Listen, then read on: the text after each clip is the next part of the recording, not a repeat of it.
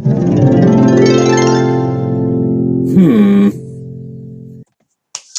my lovely people, and welcome to Owen's Mind, a light-hearted trip through the contents of my head and the world in general. It is Sunday the 19th of April. My name is Owen, and here is what is on my mind today. So, how are we doing? I hope we're doing well. Obviously, things have not really changed here in the UK. We're carrying on with our lockdown. It's been extended, I believe, now to May the 9th, so they've added 3 weeks on, so a lot of people disappointed in that, but again, it's, the death rate has been falling, but not significantly enough to say that we are definitely over the peak and things are, everything is now receding. We're not quite there yet, so they've extended it to hopefully just double check and make sure that before lockdown is lifted and that kind of thing, that we are definitely sort of beating the virus as it is. And I believe when it is over, they're going to have like a 3-stage kind of reopening. So, they're going to open things in a staggered fashion just to make sure that we really are on the right side of this thing. So, as for me, I'm just maintaining my schedule. I'm keeping myself busy. I'm working out, I'm doing content, I'm doing bits and pieces just to give my day some structure so I don't feel like I'm just sat around watching TV, wasting time. So, yes, I hope you are all doing well. I hope everyone is staying safe, observing social distancing, keeping yourselves busy, and that your household is happy and harmonious. So that's it, guys. In regards, my little preamble. Again, just hope you're all safe. Hope you're all making the best of what is a very, very bad situation. Anyway, not as usual, I've picked out 4 stories making headlines today. I want to give my thoughts on. Links will be in the description below so you can read each article in full and show those original publications some love. I'm going to be particular in my throat, so excuse me.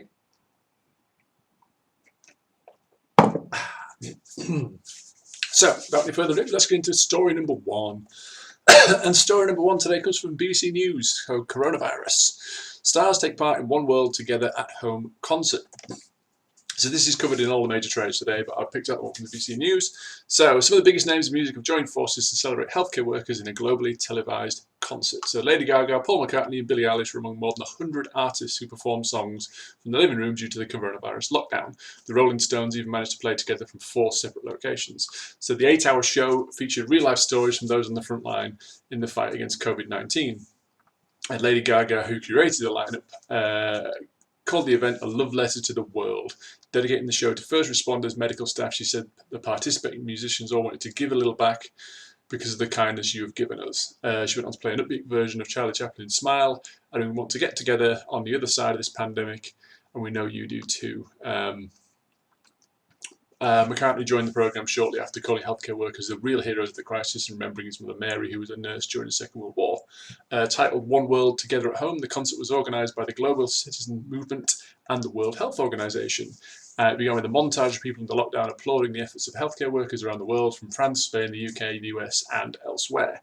To all of our frontline healthcare workers, we are with you. Thank you for being there for us, read the on-screen caption. UK plans for Gaga's coronavirus concert have been revealed, and she announced that she's going to do a concert to recognise health workers. All the proceeds generated from the concert will go to COVID-19 Solidarity Response Fund for the World Health Organization, but Lady Gaga made clear the show was not a fundraising telethon and would focus on entertainment and the message of solidarity. Yeah, brilliant. So, again, people just coming together to recognise the incredible work that all the key workers are doing for us. And, these people are going through horrible things because on top of the virus, they've still got all the other stuff to deal with. They've still got people who have other health conditions. They've still got people with, heart attacks and strokes and all the other stuff. So there's been a slight reduction in regards kind of accidents like traffic accidents because there's just less vehicles on the road. But they're still having to deal with everything else the hospital has to deal with, and in all these cases on top of it. So they're really under pressure. Obviously, it's building all over the news about lack of PPE, personal protective equipment, and they're having to make do with other things just to try and do their job. And that's a whole other story about how critical people have been of governments and various governing bodies who have not supplied this, but these doctors and nurses are doing their absolute best under incredibly difficult circumstances.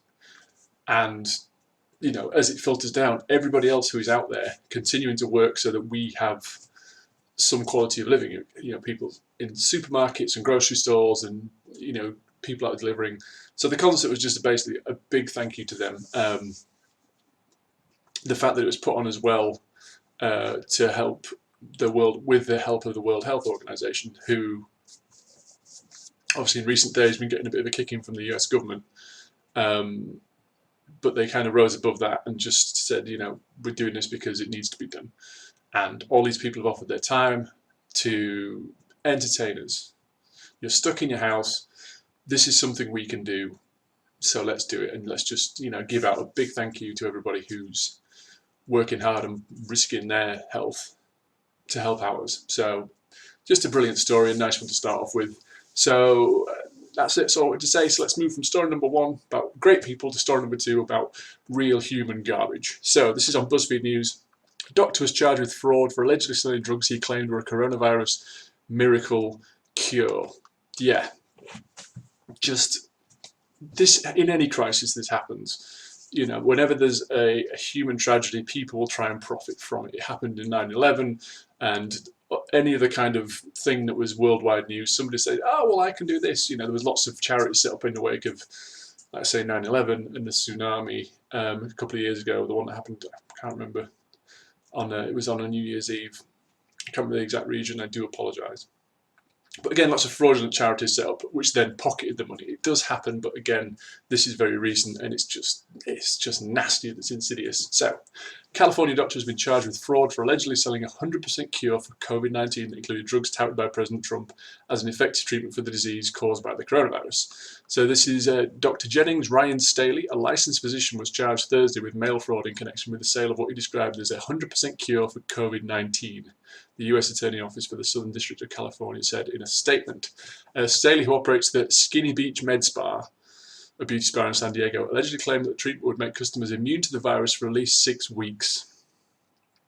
FBI agents began investigating Staley after receiving a tip that Skinny Beach sent emails advertising COVID-19 treatment packs in late March. The treatments were described as a concierge medicine experience priced at $3,995 for a family of 4, and included the medications hydroxychloroquine, azithromycin, and anti-anxiety treatments to help you avoid panic if you needed help to sleep. Autoimmune drugs like hydroxychloroquine and chloroquine, both developed for use against malaria, are used in various capacities as COVID-19 treatments. Hydroxychloroquine is also taken by patients with lupus or rheumatoid arthritis and has been used in combination with treatments. In combination with azithromycin and antibiotic known by its brand name as Zithromax Z-Pack to treat people with coronavirus. Now, I did another story about this in the week about hydroxychloroquine, how it's not been tested. There is absolutely zero peer-reviewed studies or proof that this helps people with coronavirus. It is for specific ailments, and if taken irresponsibly, it can have devastating health effects. So this doctor is just lumping it all together. Number one, just the fact that, I don't think it's common in the US, it's certainly not here in the UK, that you could just mail order drugs. You know, I'm guessing there's some sort of, I'd hope there's some sort of, at the very least, some sort of online consultation, but just the fact that you can get it through the post is kind of scary to me. Anyway. Trump has repeatedly touted the usage of these drugs as a treatment for the coronavirus, but scientists have not yet determined just how effective they are. Studies on the effectiveness of these drugs has had mixed results, and health and drug agencies, including the FDA, have urged caution and said that further tests regarding use of the drugs to treat COVID-19 are needed. Yes, so following Trump's comments, healthcare provider Kaiser Permanente confirmed that it was no longer filling routine prescriptions for chloroquine due to the potential shortage of the drug, leaving patients with autoimmune conditions desperate to find the medication. Yeah, so people were buying it because they were told it was a cure, and people who actually needed it and it had been prescribed to them were now having a shortage to deal with. Staley claimed that his broker was smuggling hydroxychloroquine from China in order to make his own pill. Make his own pills, the US Attorney Office said, and had concealed the shipment from customs authorities by describing it as sweet potato extract. Shipping records showed that Staley was in fact importing a shipment of yam extract to the US. In conversation with an undercover FBI agent posing as a customer looking to buy 6 treatment packs for his family, Staley described the medication in his treatment pack as an amazing cure and a miracle cure that would cure COVID-19 100%. Staley claimed that if a person were to take the medication without having the disease, you're immune for at least 6 weeks.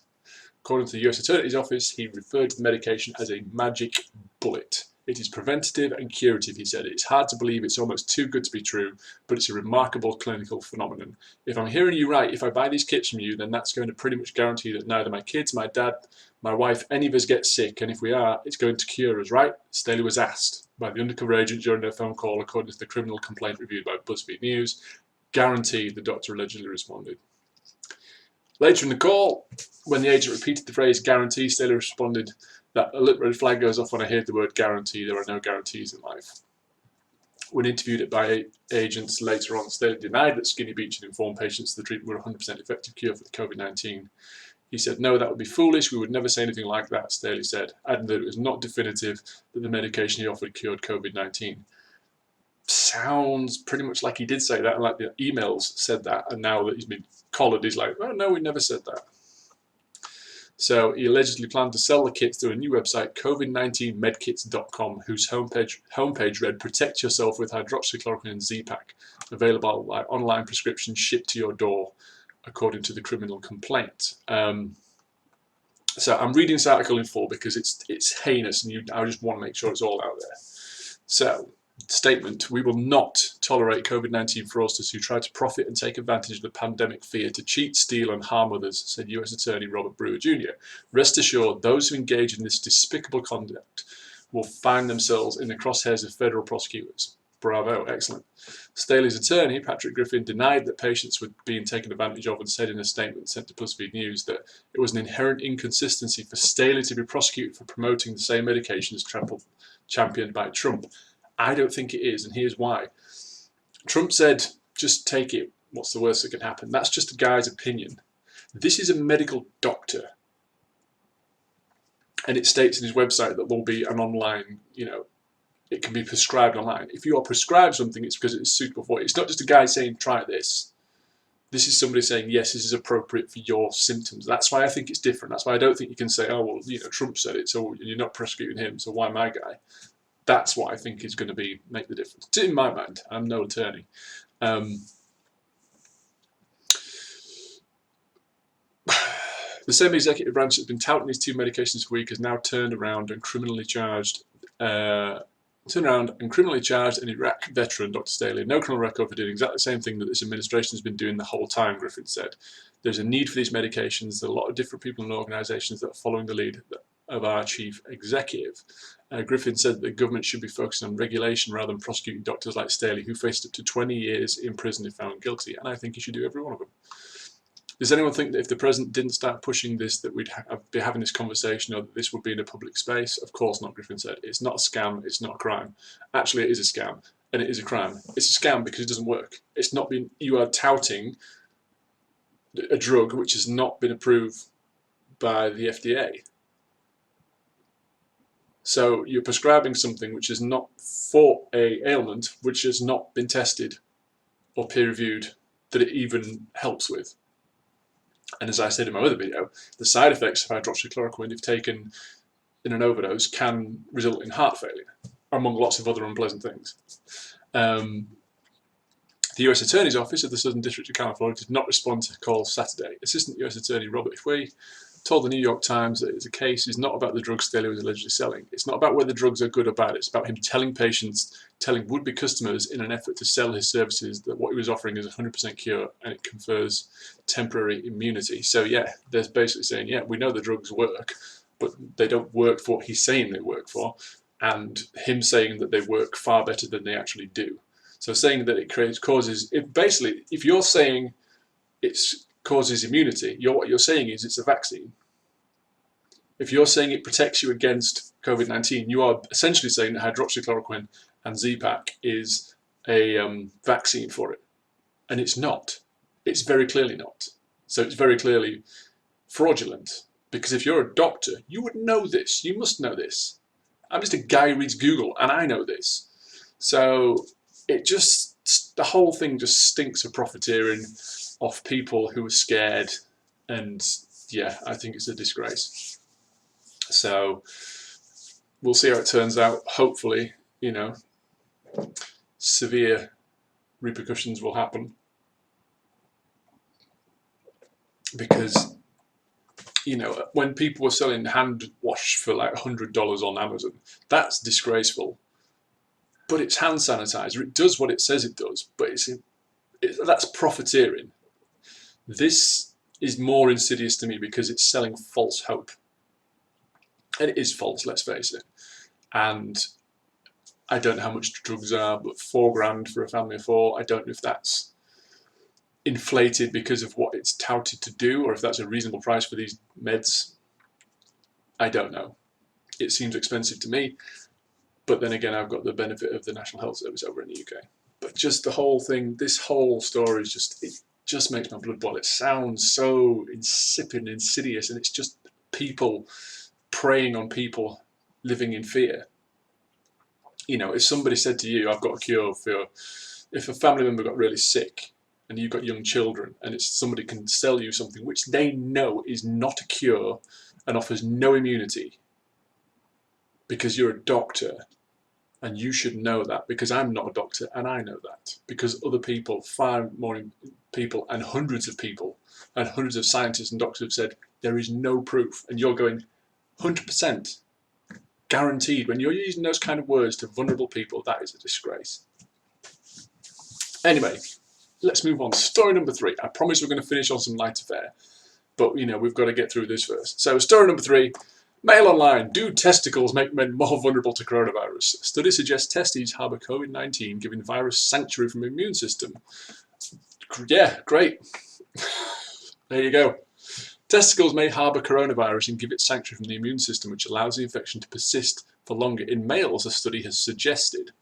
When COVID-19 enters the body, it binds with cells expressing the ACE2 protein, or the angiotensin converting enzyme 2. These are found in the lungs, heart, and intestines. In men, the protein is also found in large quantities in the testes, whereas in women, very small amounts are found in ovarian tissue.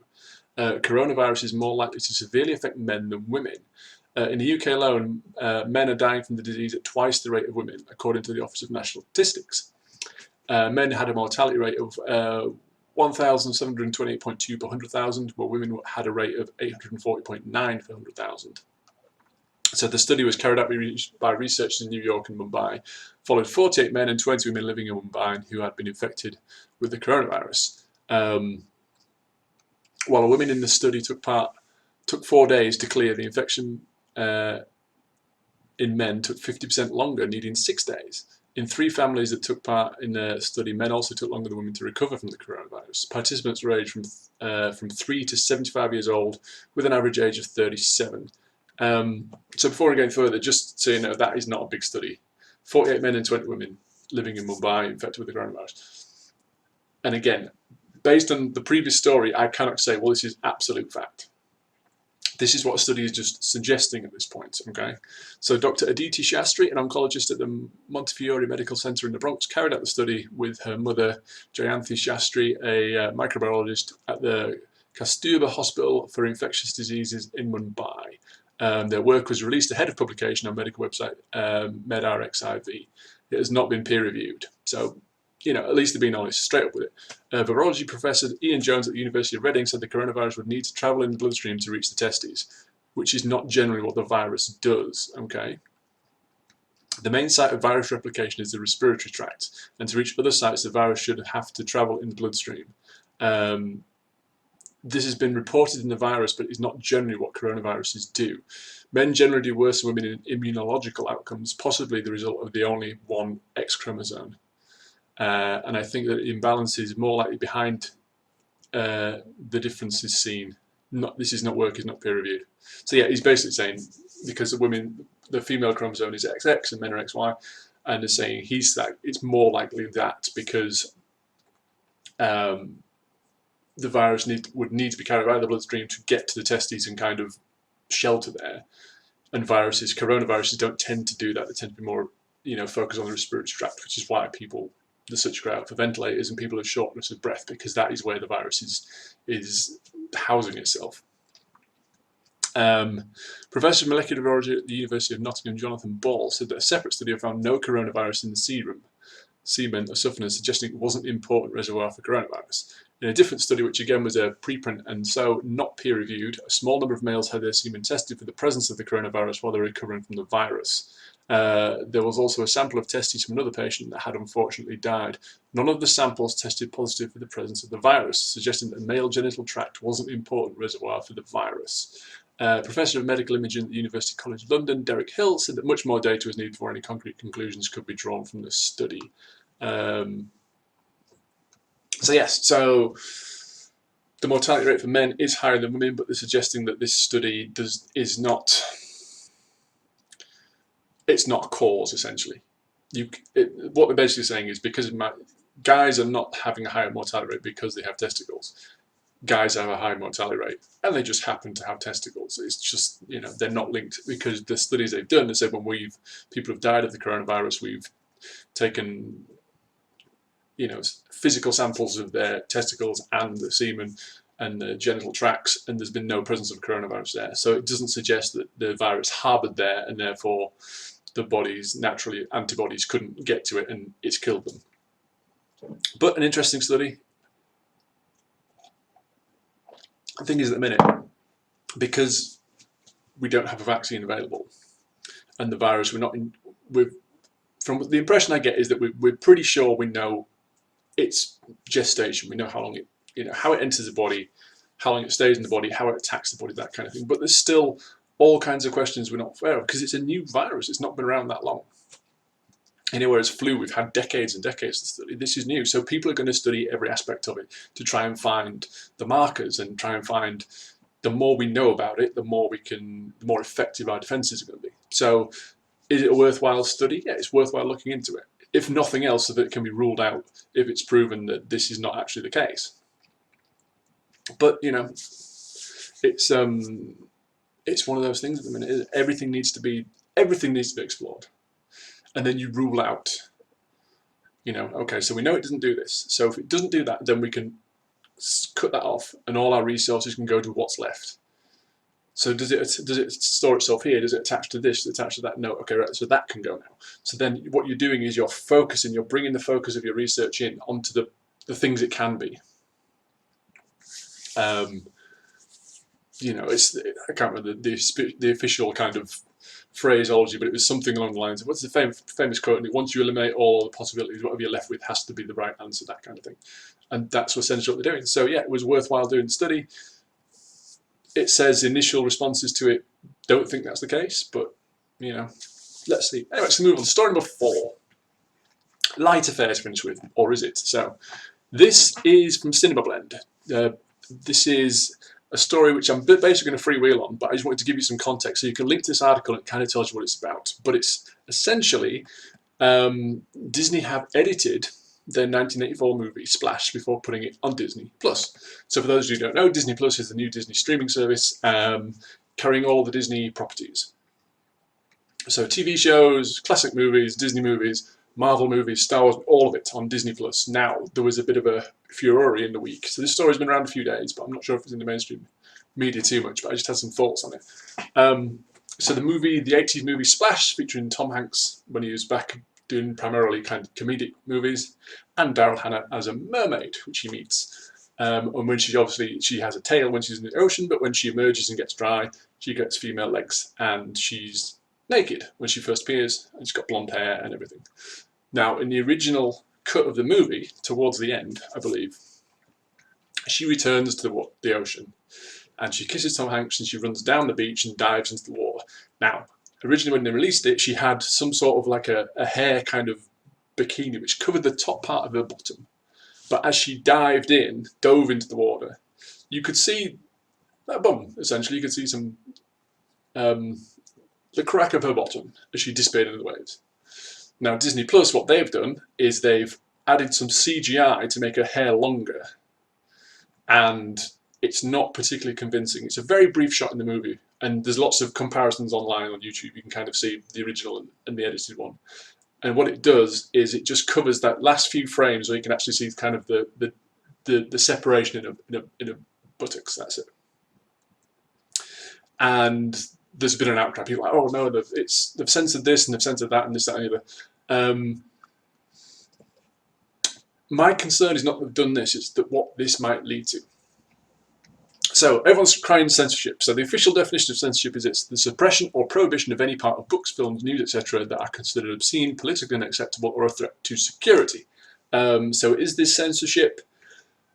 I'm not sure, because it's a channel I watch called The John Campy Show. Brilliant. I loved it. I've watched the guy for years. And he's pointed out, no, it's not really censorship, because they're showing it on their platform. That they're not suppressing it from society. You can still go and get the original. You can still go and buy the original movie. I think you can buy it on YouTube. You can get the DVD. You can see it on, and if it's shown at any other medium, it will be shown possibly in its original format, but just on their particular site.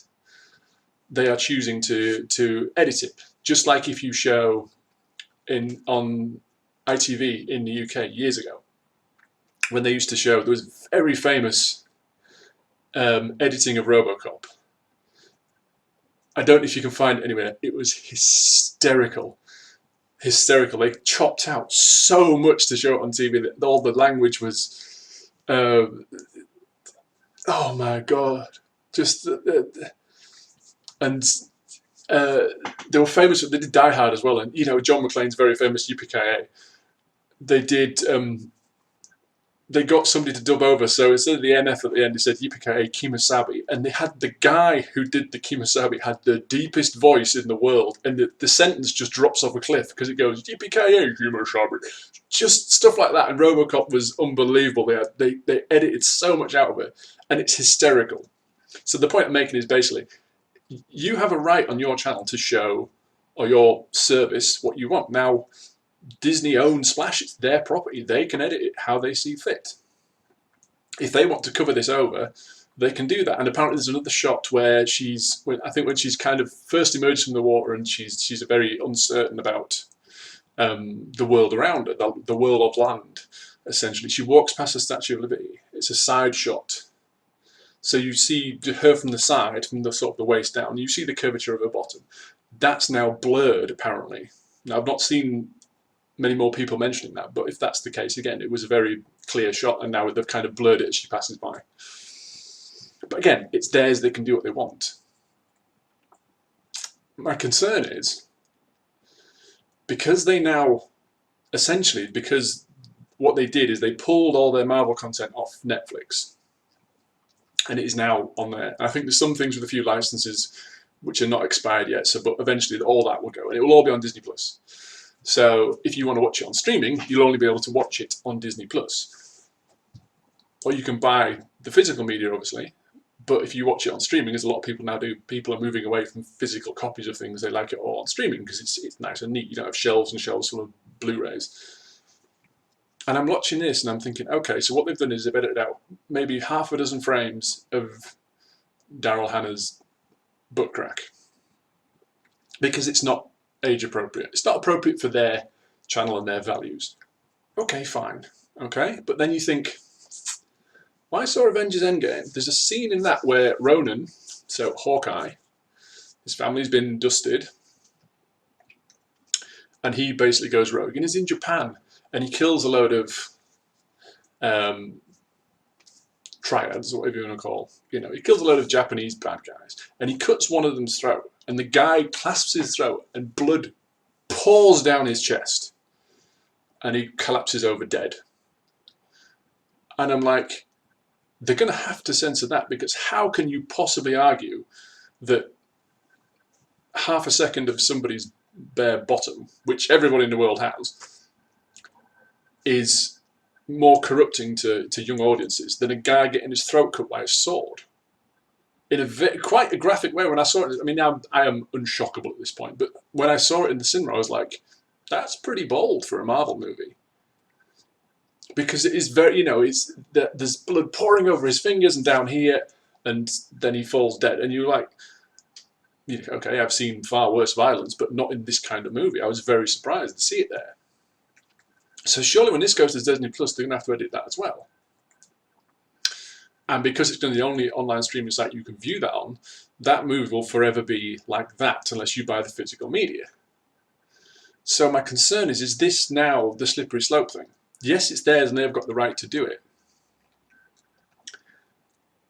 But there is other Disney Plus stuff. They're old cartoons which are a little racially insensitive. They put a little disclaimer at the beginning saying, this was made when values were different, and they left it intact. So why not this? Why could this not have, there is a certain scene in this thing where that contains, just like a rating on it. This movie contains very brief nudity. Okay? And then the family can make a choice if you want to see that or not. Because it just seems contradictory that they're the largest grossing movie in history, Avengers Endgame, is going to be on Disney Plus. I don't know if it's on there now, but it's going to be, obviously. And it has a scene of quite graphic violence. And then you've got a 1984 movie with a bit of a woman's bottom, very briefly. And it's not gratuitous, it's not sensational, it's not sexualized anyway. She just dives into the water. So it's not exploitative, if you know what I mean. It's not done for titillation, it's just done because the character's naked when she goes in the water. That's the way it is, and this is how it was shot. It's not done to in a gratuitous or a titillating way, just the way it is. So they've edited that. So my concern is, when you get further down the line, what other stuff are you now going to deem not appropriate? Because people are going to hold this as a standard. Disney are almost going to be forced into a position where they have to, because if people put up a video saying, hang on a minute, Disney, you edited this bare bottom because you didn't want to corrupt my children, but then here's a movie with a guy getting his throat cut. Deal with it. So they've almost painted themselves into a corner now where people are going to have that reaction saying, well, if you've done it for this, why won't you do it for that? And they might face a lot of pushback where they have no choice. They might not have intended to edit a certain movie, but they might now get held to account because they edited this one. So I'm not quite sure where it's going to go. For me, at this point, I don't have Disney Plus. I may do. I'm currently a Netflix guy. Down the line, if some new shows come out, I might be all in for it. But at the minute, it's not something I have to deal with. This kind of, editing. And again, it's their channel, it's their property, they can do it as they want. I just think they may have shot themselves in the foot a little bit here, which they would then edit, so there's no violence. But I just think I don't know have they got the right to do it? Yes. And there was the same outcry with the original Star Wars trilogy when Lucas went back in, and with E.T. when Spielberg went back in and removed the shotguns and gave people walkie-talkies, which he now has changed back again. It's their property; they can do with it as they wish. But and the audience we can huff and puff all we want, but it's not up to us. It's like complaining that your neighbour's, painted his house a different colour or something. I look through the window and he's got different wallpaper. His house can do what he wants with it. You don't have to look at it. Yeah, but I want to look at it. Well, if you want to look at it, you look at it in the way he wants it to be, because it's his. These movies are Disney's. They can do with them as they want, but I just feel like people are going to miss out. They're not going to see the pure experience. I would rather, for Splash in particular, I would rather they edited the frames out rather than do the problem is the CGI job is not great, and people have drawn so much attention to it, and it's not terrible. You can tell because you've been told to look for it. Had I seen that scene, admittedly I watched it on YouTube. If I watch a nice big 4K and everything, it might be much more obvious. As it stands, it looks bad, but because you're looking for it to be bad, because you've been told it's bad. So, yeah, I don't know. I just think it's a bit. I think it's. Maybe I'm reading too much into it, but I'm a bit concerned it's just going to be a slippery slope. And because Disney now owns so much. Here's the thing: they now own so much properties, right? I'm concerned that they're going to make movies in mind that they're going to end up on Disney Plus. So a certain movie will go to the theatre and they're like, we can't have this scene. Because it's going to end up, once it's finished its cinema run, and we sold all the Blu-rays, it's going to Disney Plus. And at that point, we can't have that scene of this particular action or this particular shot of this particular language. So what we'll do is just when we're making them, we'll make life easy for ourselves, and we'll dumb it all down, so that by the time it gets to Disney Plus, people are seeing exactly what they saw in the cinema. That's my concern. They are not going to make movies that push that PG-13 rating, because the Marvel movies never go with PG-13, and they don't need to. I say, you don't need graphic violence and language to tell a very compelling story. But it just feels like the wings are going to be clipped a little bit. The filmmakers, because it's going to be, no, we're going to have to cut this back and we're going to have to cut that back, because what we don't want to do is have to edit it later before it goes on Disney Plus and then have everybody put comparison videos. So initially we'll do it, and then it never becomes an issue. But then you're getting dumbed down content. Anyway, that's my thoughts. So that's it. That'll do for today, guys. Links to all the stories I've discussed can be found in the description below. Feel free to go and check them out. Let me know what you think about this video and tell me, do you think am I overreacting? Is Disney entitled to do this? Well, they're entitled to do this, but should they do this? Is it a slippery slope? Answers in the comments, please, along with any thoughts you'd like to share. These are mine. They're not necessarily important. They're not necessarily right or wrong. They're just what was on my mind. So until next time, bye for now.